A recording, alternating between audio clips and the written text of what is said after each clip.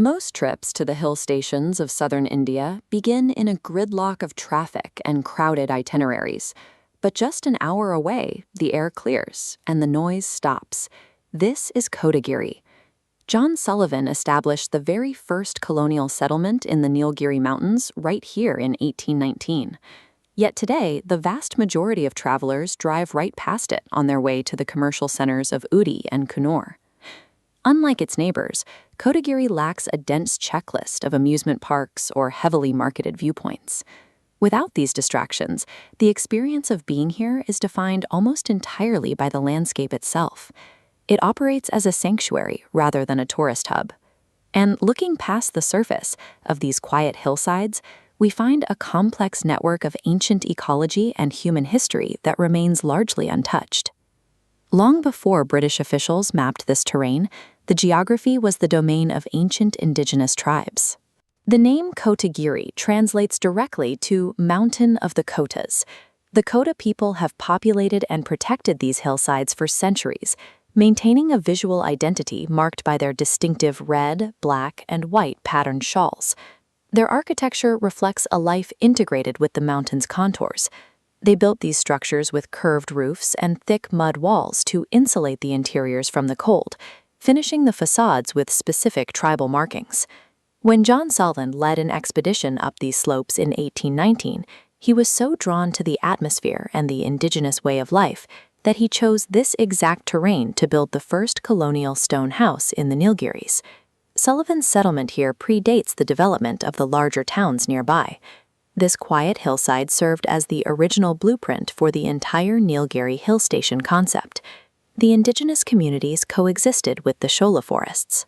These ancient, dense woodlands are critical biodiversity hotspots that function like massive sponges, absorbing monsoon rains and releasing water slowly into the rivers below.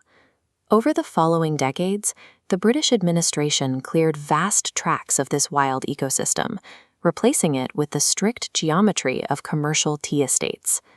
Carving these estates out of the mountainside required immense manual labor.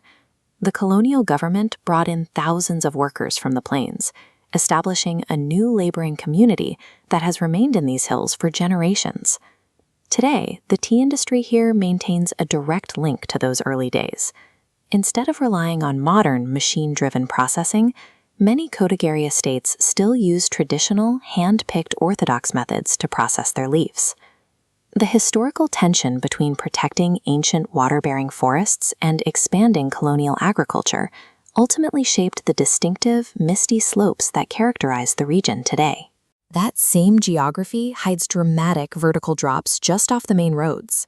Waterways carve through the steep terrain to form cascades like Elk Falls and Catherine Falls, which plunge hundreds of feet into the gorges below. This topographical map shows the extreme vertical scale of the region. The Kotanad Plateau sits at 1,800 meters before ending in a sheer drop. Standing at the edge provides unbroken sightlines straight down into the Moyer River Valley and the distant plains. Back in the settlements, the daily rhythm is dictated by the local Badaga culture. Here, routines revolve around farm-to-table produce, small local bakeries, and crafting handmade chocolates. The experience of Kotagiri is found in surrendering to this slow, highly localized mountain rhythm, rather than trying to conquer a map of tourist attractions. Because the town lacks intense commercial pressure, the steep, winding roads and quiet valleys force travelers to abandon their rigid schedules. There is simply no fast way to move through this terrain. Staying in these untouched environments, like the quiet tea plantation escapes at Green Nest Resort, strips away the constant noise of modern life, replacing it with the sound of the wind moving through the leaves. The ultimate reward of Kotagiri cannot be captured in a quick photograph. It's the profound connection with nature that emerges when you finally stop rushing.